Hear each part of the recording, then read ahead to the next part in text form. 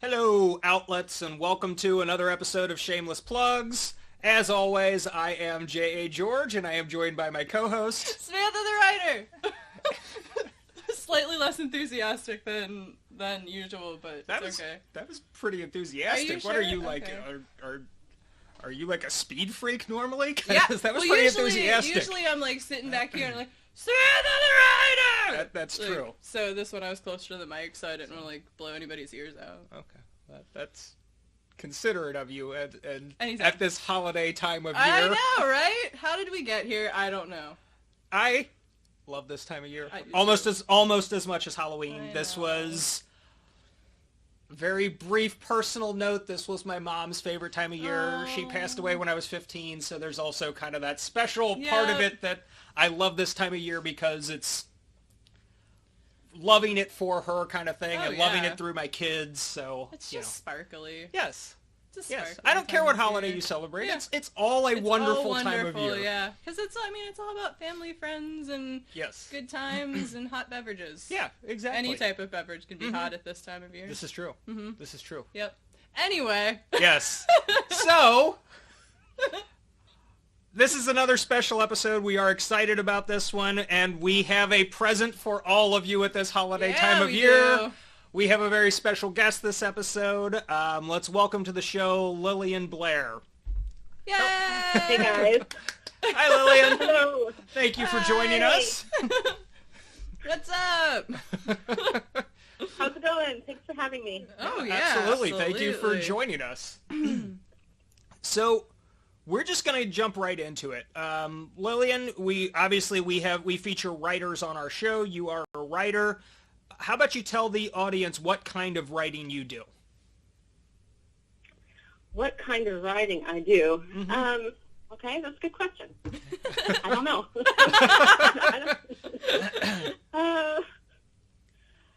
Well, as far as genre goes, I write mostly romance.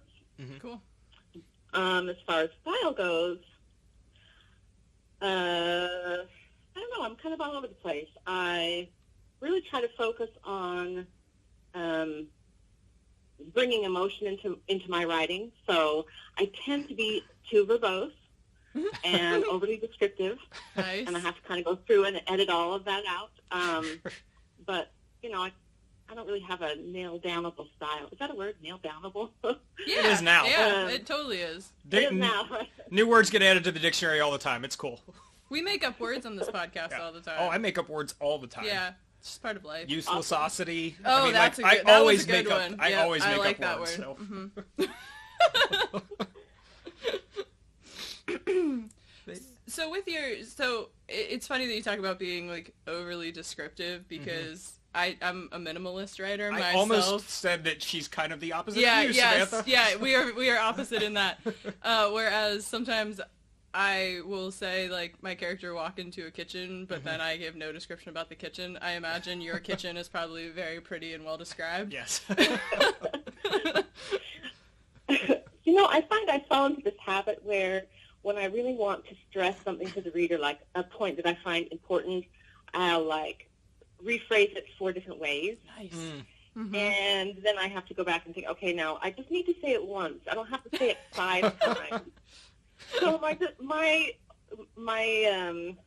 sort of overly descriptive isn't necessarily about the environment. That would probably be good. My stuff is like, I don't know. It's just a lot of repetition, which I'm trying to get out of. Like I said, editing is important. I have to go back and get rid of a lot of the stuff that I repeat. But I think in my mind, I'm thinking, I'm making this great point. The reader's really going to get it. And then my beta readers will be like, how many times do you need to say this in how many different ways? So, You're just trying to figure out the best one. Yeah, That's all it is. exactly. It's just, Right. Yeah. I mean, it's a focus test. yeah, exactly. Yeah. Yeah. Circle the one you like the best. Yeah, Yes. exactly. Yes. Oh my gosh! If only there was that kind of like editing. Could you imagine? That'd be Yeah. amazing. That would be fantastic. You're reading along, and then it comes like A, B, C, or D. Pick one. That'd be awesome. They have those they have those, like, make-your-own mystery books, like when you were Yeah. little. Did you ever read those? Yes. Like, Oh, you yeah. do Oh, this for the yeah. page 6. Yeah. If you do that for the page 8. Well, that's how I want mine to be. If you like this description, turn to page 7. If you like this one, turn to page 9. Oh. Oh That my would make it gosh. so much easier. You might have just hit on like the Uh-huh. next best thing. Uh-huh. Oh, that'd be so cool. It'd make life so much easier for us as writers. It would, yeah, I mean- right, yeah. I mean, the editing process would go very smoothly because Yeah. you could just be like, I'm sorry, that's option K. Yeah. I don't know what's wrong with you. Yeah.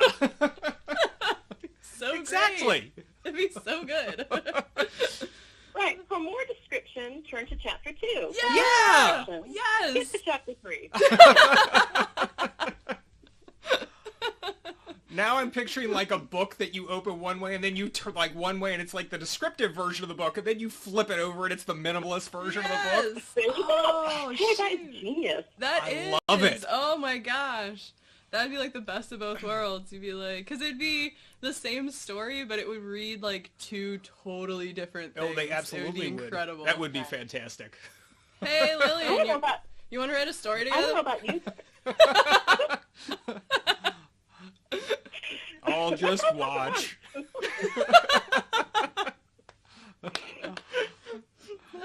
I don't think we could fit a third version, the middle of the road guy between you two in there, so... Oh, so good. Oh my gosh. All right. Good morning. Yes. The 3 early birds I know. walk into a podcast and that... So... Anyway. Yes. We didn't off the rails too bad But there. I mean, you talking about your writing and being descriptive kind of fits with, I mean, even what you post on Twitter. It's you have a pretty evocative style, so that does not surprise me at all to kind of hear that about you, what you do, and kind of process isn't the right word, but I think you all know where I'm trying to go with Oh this. yeah, for sure. I really try as I write, whether it's something little on Twitter or whether it's a novel or whatever, to focus on emotion, like I said. And I think, I was thinking about this last night, and I was thinking, in our mind, we have all these memories, right? Like memories of your childhood or memories of, just whatever. And the things that stand out in our mind, the things that we remember, are the things that played on our emotions. I remember... Absolutely. A holiday that was especially wonderful, or something that was especially tragic, or something that made me cry, something mean somebody said. Those are the things that stick with us for good or for bad in our life. And so as I'm writing, I'm trying to create an emotional reaction in the reader, because that's the kind of thing that's going to stick with them. If you're reading a book and you're not having an emotional reaction to it, you're going to set it down and walk away. Yeah. And Absolutely. most likely you're not going to remember what you read. No. No. So, whether it's a little tweet and I've got, whatever it is, 280 characters, or whether it's a novel and I've got 100,000 words, I want to pull on your heartstrings. I want to make you sad. I want to make you angry. I want to make you question things. If I'm not bringing emotion to the surface in the reader, then I feel like I'm not doing my job. I think that's very true. Yeah, I agree with that 100%. Yeah, 100%. Yeah, absolutely. We've touched on this a little bit on Shameless Plugs, but it sounds like we may have to do a deep dive into it. The emotional connection between writer and reader. Yeah. Because it's so important. Right. It is so important because as a writer, you can pour so much into it, and then how do you make sure that what you're pouring into it is eliciting the response that you want? I mean, that's, I think, something that every writer grapples with. Well, and how much of yourself are you pouring in to the writing as well? Absolutely, yeah. Well, I think for me, I'm going to jump out there and say for many writers, the idea is that we have this sort of unique voice. We're all different people. We have different experiences. So, of course, we all have a different take on a situation. We all have this unique perspective, and we want to share it. And that's great, but we also have to make it relatable to the reader. Yeah. And so if you have any cross-section of people, they're all going to have different life experiences. They're going to come from different viewpoints. But one thing that we all have in common is our emotions. We all feel anger. We all feel happiness. We all feel, whatever. And so it's not so much the situation that I write. It could be, it can be high fantasy. It can be, it can be anything. But if it's an emotion that I'm pulling from the reader, we can all relate to it. Does that make sense? Absolutely. Yeah, so even if we don't have the same experiences and we can't maybe relate to each other, we're big different cultures, different languages or whatever, but we still can relate to each other as far as, well, I also know what pain feels like. I also know what heartbreak feels like. Even if our situations are different, our emotions are the same. And so I think that's why having, obviously emotion in your story is important, because that's how people are going to relate to it. I can't relate to elves and, I don't know, crazy high fantasy stuff. But I can relate to heartbreak. I can relate to frustration or betrayal or, some of those things, even if I can't relate to the situation. Yeah. And I think that's why some of the best genre fiction transcends the genre, because they understand the craft and how to make the emotions relatable, how to make you identify with certain traits in the characters. So 100% agree. Well, as a writer, it takes such a sense of awareness, too, to be able to say, I went through this thing, it made me feel this way, I'm going to use it in this scene. Yeah. It takes just that extra little oomph of awareness, and also to not blow it out either, because it can be an intense experience, but you can't necessarily make the experience in your work as intense because of the way that you're reformatting it for your scene. So, I mean, I think it's incredible. Like, the emotion. It takes a high level of skill, I think, and I don't know. Agreed. I don't know how you come across that. I don't know if that's something that you can learn, if that's something that you're born with. I would love to be able to say, oh, yeah, I got that. But I don't. I don't know how I don't know how you craft that. I know that you need it. But going from, hey, look, I need to get the reader to respond emotionally to this, and then actually crafting it so that it works, I don't know. That's a process that sometimes I feel like it's kind of hit or miss. I'll write something and I'll think, whoa, this is amazing. My readers are going to love this. And I post it on Twitter and nobody responds at all. No one likes it. And then I'll have like a throwaway tweet. I'm like, oh, well, I don't have anything else to write. I'll just do this, and I'll have a throwaway tweet, and then I'll get like 200 likes, and I can't figure it. I just can't figure it out. I don't know. Yep. It's totally hit or miss. I think that's just the internet. Well, I've heard that too. We'll blame it on the algorithm or whatever people are always saying. Right. Yeah, there you go. But I think you hit on a really interesting experience that every single writer goes through, because I've done the exact same thing. I've written something and I'll give it to somebody and be like, "This is the best thing ever," and then they read it and they're like, "Eh." The thing you gave me last week was better. Yeah. And I'm like, the thing I gave you last week took me 5 minutes. Yeah. I have been pouring all of me into this piece. Yeah. It's true. And I actually had an experience with that. I have a manuscript I finished last year. It's about, I told you I'm verbose, so it started out about 175,000 words. And I knew I was going to have to trim it way down. And I have a friend who's an editor, and so I sent it to her, and I said, look, I've got to trim this down. And, can you help me? And she read through it, and she had a nice reaction initially. And then as we got into it more and more, we started getting rid of things, and she became more bold and saying, I don't like this part, and this doesn't work. And we ended up stripping it down so much that I feel like it lost something in the, I feel like it lost something. Yeah. So, I've sent it to some people since then who think it's great, and some people since then who think it's terrible. And you just never, you never know how people are going to respond to something. And what somebody loves, somebody else is going to think is trash. And you can't please everybody, and when you try, you get into problems. I was talking to my kids about this just the other day about a certain writer, and I won't say who she is, but she's very, very well published and very well known. and she had a huge fan base. And so in her final book of the series, she just tried to please all the fans. Oh. And the book was terrible. You know, Yeah. she didn't stick to her. You could tell she wasn't sticking to, like, her idea of where she wanted that story to go. Yeah. She catered to the whim of all of the readers. And it's like that saying, when you try to please everyone, you end up pleasing nobody. Yeah. Oh, yeah. It's such a, you know, you have to decide of your beta readers, of your editors, you know, whoever is reading your manuscript. What are you going to change? What are you going to keep? You know, you have to make that judgment call, and sometimes you'll get it right, and sometimes you won't. So. Yeah, I think you've definitely touched on something very important. Art by committee does not work. It's that tricky balancing act of figuring out what feedback to take in and what feedback to, you just have to chalk it up to, it's what that person wants, but it's not right for the story. It's a balancing act, and it's a difficult one, but it's an important one. Yeah. Art by committee does not work. Oh, no. I know.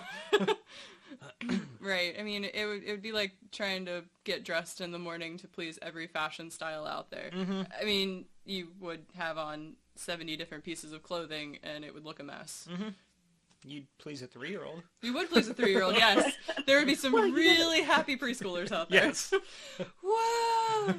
Here's this You book! end up standing in the closet just kind of staring at things because you don't know which direction to Yeah. Right. go. You know. Oh, yeah. Yeah. Yep. And then sometimes you just have people who, even though you might care about them and respect them, they just are the negative sort, because I've had beta readers like that who I like their work and I respect their opinion, but I've got 7 people who are raving about this, love this, and I loved it as a writer, and this one person just absolutely hated it, and it's just like, I gotta go with my gut on it. I just have to ignore your opinion on this one. Well, and the reverse happens to me, too. Like, I'll get on Amazon or whatever, and I'll read reviews for a book. And, you know, some book will have, like, I don't know, 1,000 5-star reviews. And I read it, and I think it's trash. Yeah. Yes, yeah. You know, I don't get it at all. Like, what were these people thinking that this is great? Yeah. Yeah. I don't know. And also, I'll start reading a book, and I won't like it, and I'll put it down and come back to it a year later and love it. So, I mean, I don't know. No, I've definitely been there as well. I've had that experience too. Yep. Yeah. Absolutely. It is really an emotional experience. I mean, art of any kind is, you know, besides a writer, I'm also an artist, and the same kind of thing. When I paint a picture, I'm trying to get some kind of a reaction from the viewer. And sometimes I get the reaction that I want, and sometimes I don't. Sometimes a painting will speak to a person, or a piece of writing will speak to a person, and sometimes it won't. And then it might, you know, a year from now when it's more applicable to their situation. I don't know why it works that way. Oh, yeah. Well, I think so much of what we as readers take in, and, you know, eyes for the visual stuff, is based on what we've been through. So sometimes maybe you haven't been through the thing you need to go through to really appreciate where the artist is in their own experience, in their own life. So I feel like, because that's happened to me, I'll be moving along and I'll read something, I'll be like, meh. Yeah. And then something will happen in my life and I'll pick the story up and I'll be like, I get it. Yeah. I am 100% there. Like, I totally get where this person is. So I think that it is interesting, just the evolution of our own ability to process art. You don't write in a vacuum, and a reader doesn't read in a vacuum. Right. I mean, Right. Yeah, absolutely. I think the thing for me, and probably a lot of writers, is that, you know, I write to be understood. When I sit down to write something, I want the reader to relate. I want the reader to understand and connect with whatever I'm writing. And so when it doesn't happen, it can be really frustrating. It's hard to say, now look, just because they're not relating to it now, or because they're not clicking with it now, doesn't mean it's not good writing. I have to force myself. In fact, even today, I've had to force myself not to go back and delete writing tweets that don't get, you know, a certain number of likes. Yeah. Just tell myself, I liked it when I posted it. I think it's worthy. If it's not clicking with people now, I'll just leave it up and see what happens. And, hey, it could be crap, too. But, you know, it may just be that the timing's off, and that in a day or two, you know, it'll pick up and people will like it. I don't know. Yeah. Yeah. It definitely is a balance between, the writer's crap filters, right? They morph just as much, and one day you're like, oh, this is great, and the next day you're like, oh, this is terrible, I'm gonna delete it. And then I personally have had the experience where I've deleted something, and then like 2 weeks later I'm like, oh shoot, I need that back. Well, not too long ago, we recorded our Halloween episode. Yeah. The Halloween episode, I read a story on there. It was a story that I wrote 4 years ago, 3 years ago, however long ago it was. At the time, I still like the story. I am proud of the story, but there were lines in there that I cringed at. I'm like, why did I ever write that? And saying it out loud, I hated it. And like, I just wrote that like 3 or 4 years ago. It wasn't even like, 10 years ago or anything like that. But, you mature, your experiences change, and it changes how you looked at things that you once loved or hated or whatever else. And I think we all go through it as writers. With our own stuff, too. Oh, yeah. And sometimes I think it's harder when it's your stuff. Oh, agreed. It's a craft, so the more you do it, the better you get at it, generally speaking.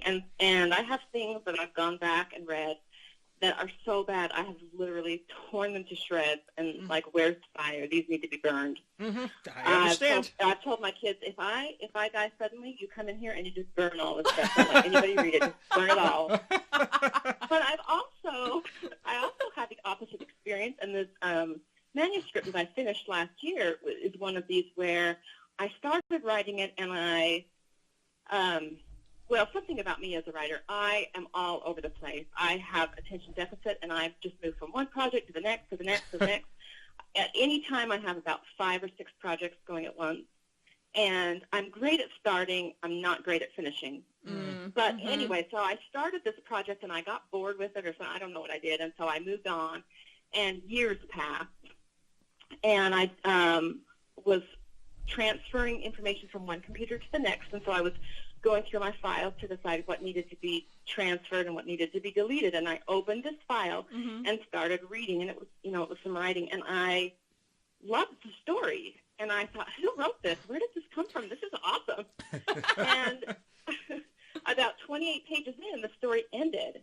Well, the writing ended, but I knew how the story finished. And I thought, how is it that I know how the story ends when there's nothing left? And it took me a couple days to realize that I had actually written it. Wow. I don't know why. I don't know where I thought it came from. Yeah. I guess I thought it was some kind of a download. And I was like, oh my goodness, I'm not terrible. I'm actually not a terrible writer. And so I picked it up, and I was able to finish it off, and it turned out to be a story that I think is really great. Yeah. But I've had it work both ways, where I think something's wonderful, and then I go back to it, and I'm like, oh my goodness, what was I thinking? If anyone ever sees this, I will die. But I don't know, as a writer, if you've ever had that experience where you come across something that you wrote a while ago, and you sit down and you think, hey, you know what? This has potential. This is not total crap. Wow, I'm actually not horrendous. This is great. Oh, yeah. No, I'm with you. I had a similar experience, actually, with something that I wrote when I was in college for a class. I took it in to a workshop and workshopped it, and I actually got some like really great feedback on it. Like, people are like, this is this is it, this is where you need to be, this is where you need to go. And it scared me so bad that it was like people were actually enjoying it, that I hid it from myself for 3 years. Like, I went back to my computer and I just hid the file from myself, and then I was moving stuff around recently, the same thing, and I opened it back up and I was reading through it, and I'm like, man, why did I hide this from myself? And the same thing, like, I knew exactly where I needed to go with it. I knew exactly what it needed. So, yeah, totally been there. I tweeted about that just the other day, about how some of us have this kind of fear of success. Yep. The idea that this could be something great, but it's kind of up to me, and what if I don't make it successful? Oh, but what if I do? And we just kind of shut down. And so, you shelve it because it's scary. Yeah, absolutely. Yeah. Just the thought of the ideas and the personal connections and all those emotional things that we've been talking about this whole morning, like, just that they're going to be out there. It's like, what? What? No, Right. Yeah, I'm a writer. No, maybe I'm not a writer today. Maybe I'm not. Because here's the thing. If you had people love it. Uh-huh. You found something that you love, Lillian, but what if you put it out there and just that one person savage it? That's an attack on you as a person. So Yeah, it it makes hurts. sense. It hurts. Yeah. Mm-hmm. Oh, yeah. Well, I think coming from an art background, so I started drawing and painting when I was about 4. And, you know, art lesson after art lesson, my mom and dad were extremely supportive about my desire to develop my art skill. Mm-hmm. So from a very, very young age, I was creating art, and in art, just like writing, you know, you have critiques, and so you'll draw something, and then the group will get together, and then they'll talk about everything that's wrong with it. And especially in college, you know, I would spend weeks and weeks painting something, and then I would take it to the critique and hang it on the wall, and then all the classroom would come in and just shred it. Oh, yeah. But for me as an artist, I've been doing it so long and had enough confidence that I really saw that as part of the process, and it didn't faze me. I didn't take it personally. I was able to say, oh, yeah, you know, you're right. That needed to be done this way. That needs to be done that way. The color is not right here. I could take notes and fix it and be fine. Writing has never been that way for me. I lack the confidence. I'm not traditionally trained, if you will. You know, I didn't go to college for writing or anything like that. And so for me, I've been writing since I was young as well, but I've never let anyone read it until probably 2 years ago. Nothing at all. Just making the jump to go on Twitter and post writing was a huge deal for me, because I was putting my heart out on the line. I'm saying, you know, this is me. What do you think of me? And it's hard to back off and say, this isn't me. This is something I've done, and some people will like it and some people won't. I can do it with art, but I really struggle doing it with writing. And my theory is that maybe just because, you know, I haven't done it as much. But it is hard for us when we put so much of ourselves into something to not take it personally when it's not well received. It really is difficult. Oh, yeah. Absolutely. Well, and I think, at least for me, there's when you're doing the visual arts, like the painting and the drawing, to me it feels like you're saying, this is the way I see the world. And when you're writing, you're saying, this is the way I feel the world. And those are two really different emotions to try to deal with. And so I think that, you know, having that apprehension on the writing side, because feel is so much closer to who we are inside versus see, which is, yeah, this is the way I see the world. Deal with it. Like, because I would be in the same place. That makes sense to me. That's interesting. I didn't think of it like that, but I can see that. Definitely. Yeah. Yeah. And on that note, we got a little deep this morning. Yeah. Oh dear.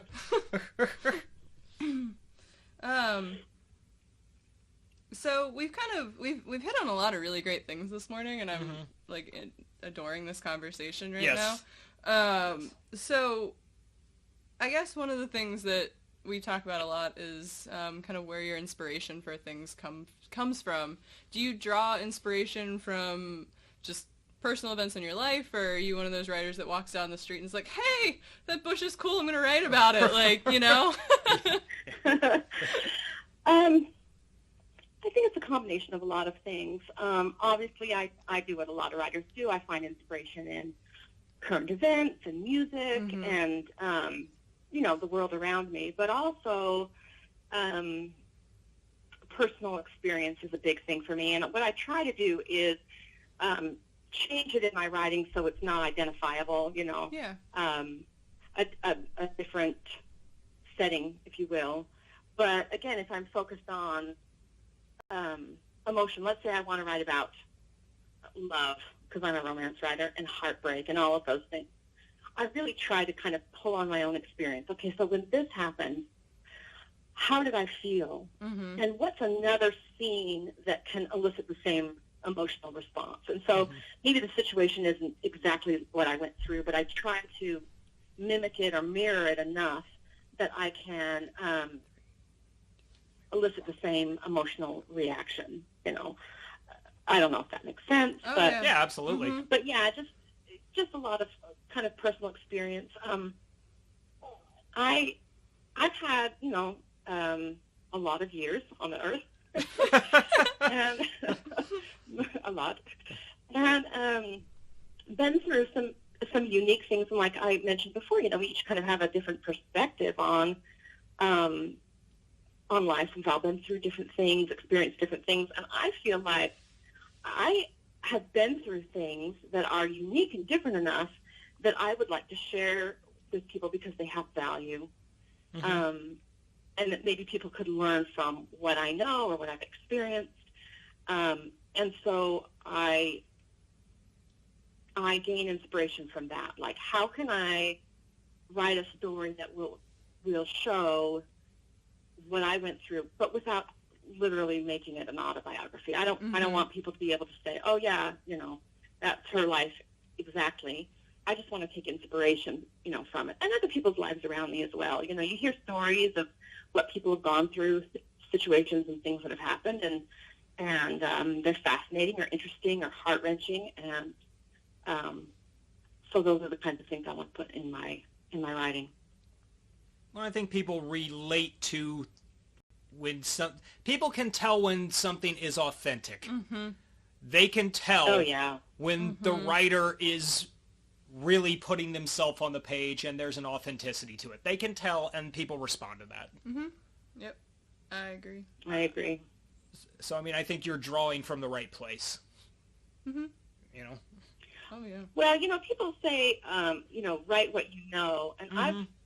I've always thought that was kind of silly. I don't know much of anything, but I can write what I feel. Yeah. Well, it's true though. Mm-hmm. I think about all of these like epic saga books out there. Whether Mm-hmm. it's Game of Thrones or I don't know, that are just book after book of all this extraordinary stuff. I don't know any of that. I didn't live through any of that. I can't write. I could probably write something, not that obviously, but something high fantasy. That's not my genre, but I probably could. Mm-hmm.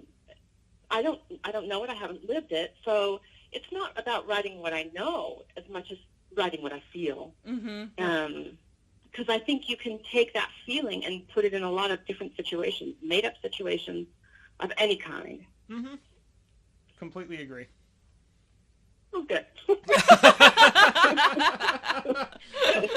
Yes. Mm-hmm. You can always, no, I don't agree. And then... What? What are you talking about, Lillian? Sorry. Wait, back up. Wait a second. I thought that was only reserved for the conversations you and I have about writing. Oh, wait. Wait a minute. You mean the ones we don't record? Yeah. All that off the air stuff. Yeah, exactly. We're like, oh, you thought that was good, but where's your crap filter? I'm sorry. Why the hell am I hosting a show with this hack? Yep. Oh, my. That has been an insight into shameless plugs off air. Exactly. I think I just turned on your TV by accident. That's okay. So... That's all right. It won't make noise. Okay, good. It's there. Anyway. Yeah.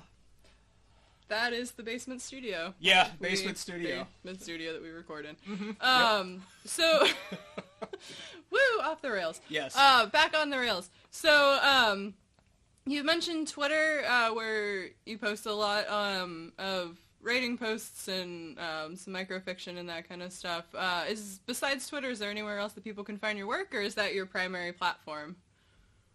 As of right now, that is it. Okay. I am in the process of trying to get myself some more exposure, looking to have this novel I've completed published. But as of right now, Twitter is it. Mm-hmm.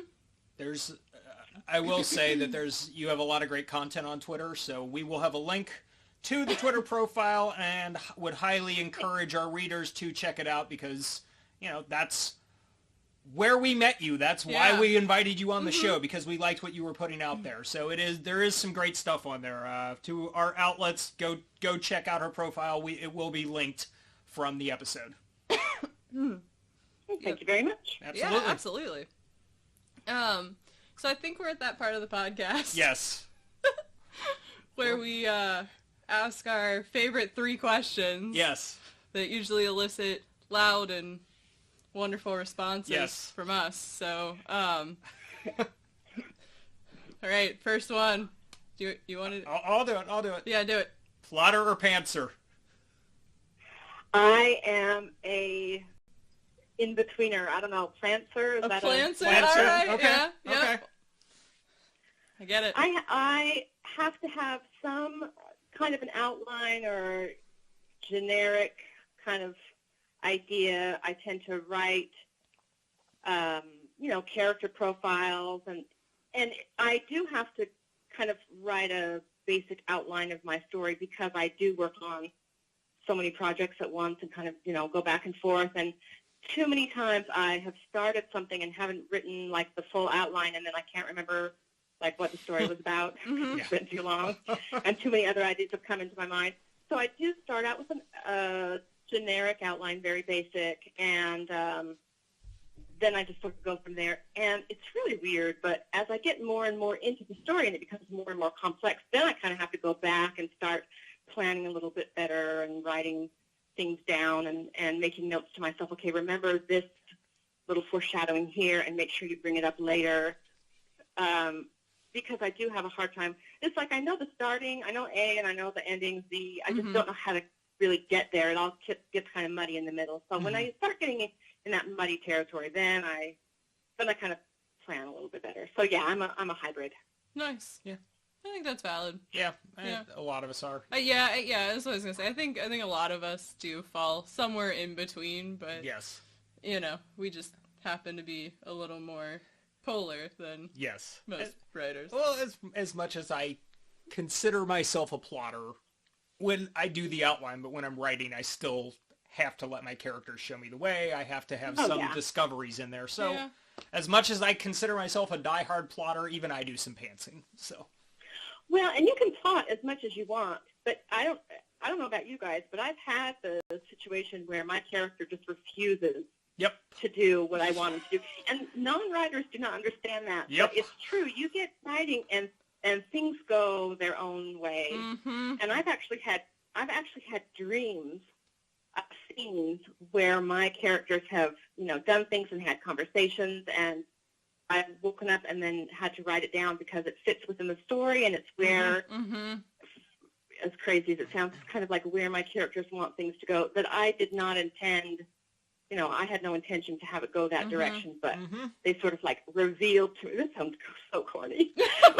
No, you are spot on. Like, they sort of reveal to me what they want to have happen. So I don't know. It's kooky, but it's true. No, every writer out there, I think, is going to get that because I think we've all had some experience like that. Oh yeah, for sure. Because if you try to force your character down a road, they're gonna go kicking and screaming. But okay, so I'm going to do a plug for plotting now, a brief plug. Yep, we'll let it fly. Well, I've had that experience happen, but the advantage for me of plotting is then I can just go back to my outline and say, okay, I need to change the plot because the character wants to go this way. What else do I have to change, and what is that going to affect later in the story? That is very true. I've had to revise my plot because of a pantser moment, but that's the strength of plotting to me. Yep. That's what makes it feel warm and comfortable and makes me feel safe. So, outlets, if you're a plotter, take the knowledge that J. George just bestowed upon you and run with it. If you're a pantser, just laugh it off because you have no idea what he's talking about. Yeah.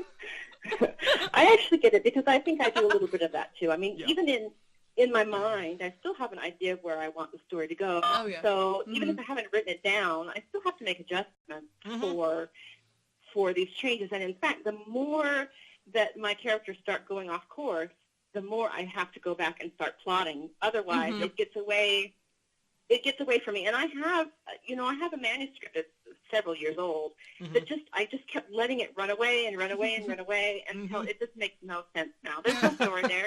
It's just total junk. Yeah. So, you have to reel it in somehow. Yeah, absolutely. Yep. Agreed. Yep.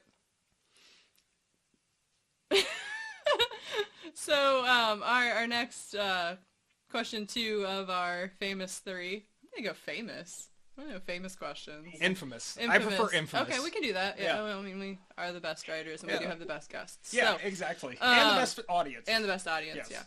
yeah. Personally, I tend to get my very best ideas either in the shower or in the car. Same.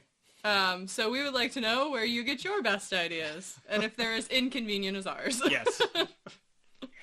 Oh, I always get my best ideas in that space right before you fall asleep. Oh, It's not my totally gosh. coherent, That's my third one. Yep. but you're not asleep. Yep. It's terrible. It is. And then, so I always keep my phone right by my bed so that I can force myself awake and jot down in the notes app, what I just thought of, keywords or whatever. But there have been times where I've gotten up, gotten my notebook, gone in the bathroom, flipped on the light, and just started writing as fast as I can because, conversation comes, so many details. I'm just writing as fast as I can, Oh, yeah. Well, But yeah, it's always that most inconvenient place where you're not quite asleep, but you're not really awake, but you don't really want to wake up. Yeah. You really just want to go to sleep. But then my characters start talking. And, oh, yeah. Great ideas that if I don't write down, then of course I never remember in the morning. Yep. Never. Yep. And that's the worst Never. part is you, for at least half a second, you lay there and try to convince yourself that you're going to remember. You're like, oh yeah, no, I'm totally going to remember this. Yeah. And then you're like, no, I'm not. Yeah, you lie to yourself. Yeah. It's just whether you believe the lie. Yeah. Yep. Oh, I do that all the time. I'm like, I'm totally awake, aren't I? Yes, I'm awake. Okay, I can remember the alphabet. I know my name. Yeah. I am totally awake. I will remember this. And the next day I'm like, no. It was the bestseller, and now it's gone. Yep. Oh, yeah. Yep. Oh, I've been there. Yep, there goes my whole writing career, all because I didn't get out of bed. Yeah, if I'd just gone home, I'd be J.K. Rowling. But Exactly. I didn't, and so now Exactly. still nobody. Yep. Yeah. I mean, that is how it happens. Yeah. Yeah. Yep. Oh, that's good. That is so true. Oh. Well, you learn the hard way, that you have to get up, you have to write it down.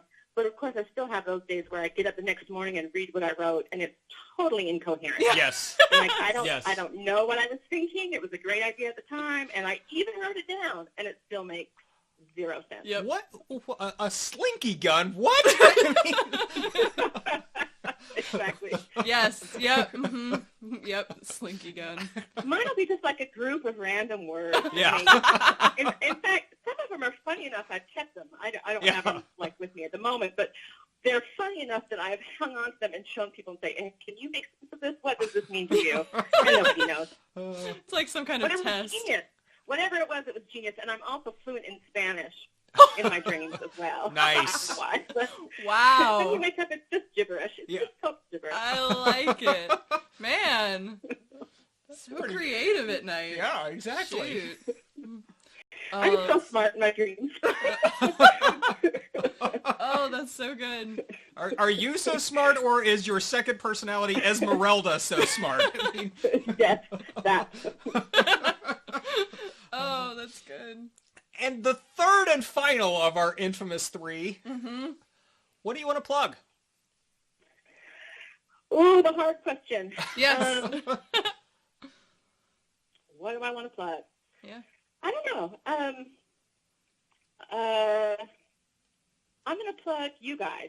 Oh. Does that win me brownie points? And we officially have just decided on our best guest ever. Yeah, I was just gonna say. I think we've got You to pay guys for are this. awesome. Thanks for all you do for writers. It's great. Thank you. Thank you very much. Yeah. Well, we couldn't do it without also, writers. Yeah. I would also plug probably Twitter, since we've talked about it. Yes. I think those hashtag games, those things are awesome. People should do them. Writers should do them. For me, it's helped if I'm having like writer's block to just, you get on, you play the little hashtag games. They give you a word. You write something. Obviously you can draw from your work in progress, but just write a little something every day. And even if I'm having problems with my bigger manuscript or whatever, that keeps my creativity going. It's making me constantly be thinking about writing and jotting things down. I might spend an hour trying to write a response to a prompt and never even post it because I don't like what I've written. But then I still end up with pages of writing. Yeah. I'm still going through the process. I'm still thinking. I'm still working at my craft. And so I think they're very beneficial. And I've noticed, for myself at least, that trying to fit a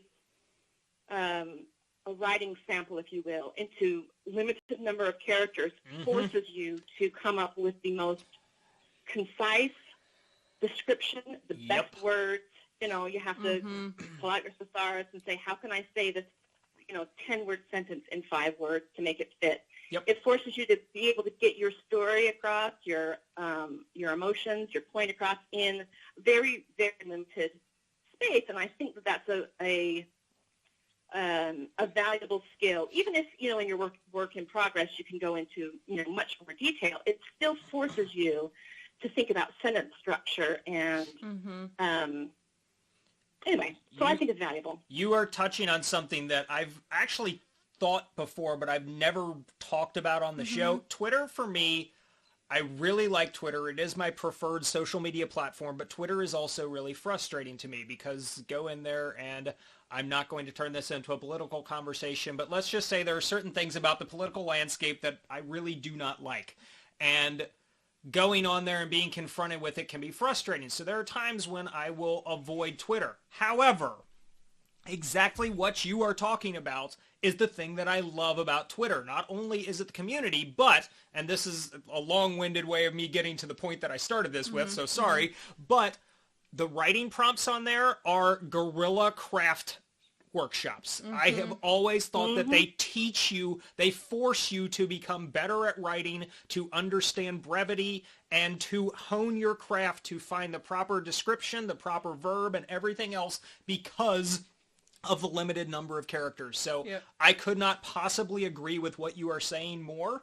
I absolutely love the writing prompts. I need to do more of them because I fall into habits where I just don't do them, even though I think they're amazing, which is bad since we host one. It's okay. But, It's okay. Don't worry about it. Not a big deal. But no, I think that you have hit on something that's absolutely spot on. Please, writers out there who are listening, give some of these hashtag games a try. Maybe start with ours. Yeah. Plug yourself. Every Monday. Yeah, every Monday. Check it out. I have one on Wednesdays. Yes, yeah, you do. yeah, You right. do. So that's another plug. I do. There you go. In just 1 second, I want you to say what your hashtag is, but please, writers, participate in in these prompts because they may not seem like you will get that much out of them, but you will. They will force you to become better writers. So what is your hashtag? They also give name? you an opportunity to have some minor feedback at least. Yep. But just getting liked, people think this is good, I can relate to this.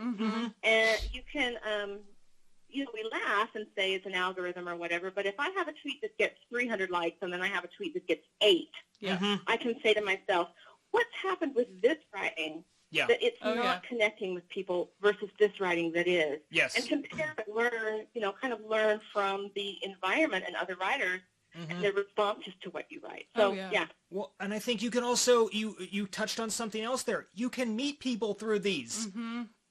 Several of the guests that we've had on the show, I met because of things like this.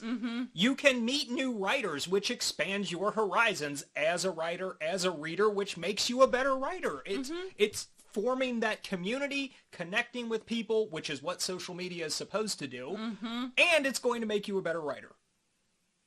And there's another hashtag game that you could participate that's hosted by our guests. So where could they find that, Lillian? Okay, so the hashtag that I host is called WordWim. It's on Wednesdays. You can find the prompt on my Twitter feed, not feed, what's it called? Timeline. Thank you. Yes. Or you can go to whim_word, and it's posted there as well. Sweet. Okay. Awesome. Well, we'll pop that up on our website and all of our social media platforms as well, so people can find that, because any way to improve your writing is a great way to improve your writing. So we'll get all of those up there. Yes, absolutely. Yeah, I know. Awesome. It was repetitive. Don't worry about it.